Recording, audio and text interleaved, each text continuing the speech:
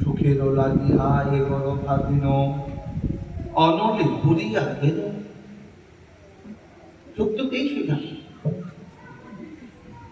সেখানে নিতান্ত আমাদেরকে দুঃখ দিচ্ছে আর দুঃখ পাচ্ছি, কিন্তু তারপরেও আমরা সেই দুঃখ পেয়ে দুঃখ পাচ্ছি, দুঃখ হচ্ছে, দুঃখ দিচ্ছে, তারপরেও নিতান্ত মূর্খ হয়ে আমরা ওই সংসারকেই আবার যাচনা করি।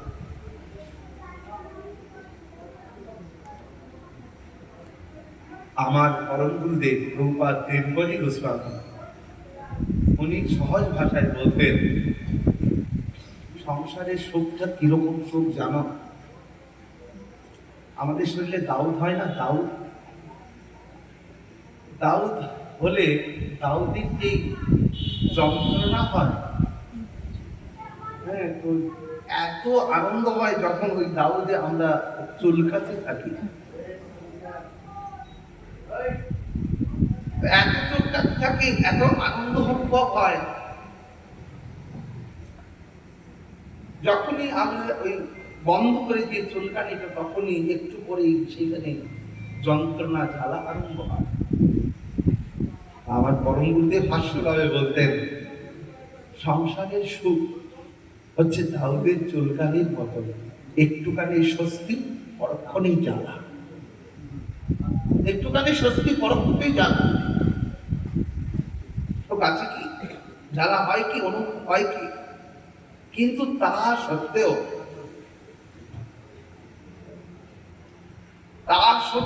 আমাদের এত অনুভবের প্রতি আমরা এতটুকু চিন্তাশীল নই, যেই বস্তু, যেই বিষয়, যেই বিষয় রস, যেই বিষয় চিন্তা, যেই বিষয়তে আমরা নিরন্তর মুক্ত হয়ে আমাদের অন্তর থেকে কৃষ্ণ বিস্মৃতি হচ্ছে, আমরা সেই বিষয় রসকে আমরা বারবার পান করে যাচ্ছি, আর সেই বিষয় রসে আমাদের নিতান্ত যেন পিবত বারবার আস্বাদন করার মন চাইছে।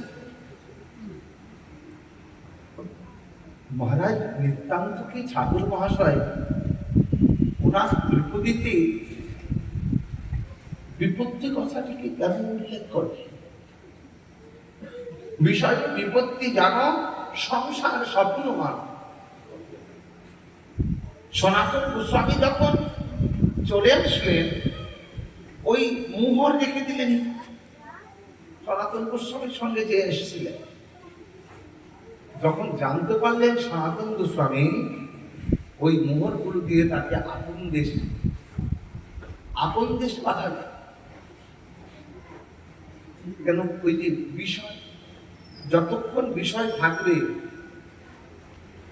ততক্ষণই আপনার ওই বিষয়ের চিন্তাটা আপনার মনকে এত অনুভূত করে দিবে, অনুভবের আপনার এমন ভাবে করে দিবে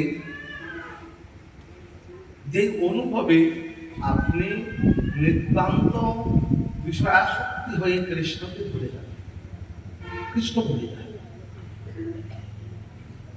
আর ওই বিষয়াসক্তি হচ্ছে দুঃখের মূল কারণ, বিষয়ের প্রতি আসক্তি। আমাদের তো চাওয়া পাওয়ার শেষ নেই, চাইতেই থাকি। যে বস্তু পাই তার প্রতি মমত্ববোধ আরো অধিক জাগে, যেন সেই বস্তু আরো যদি বেশি করে পাই। মহারাজ এই বস্তু আপনাকে নিতান্ত দুঃখ দেবে।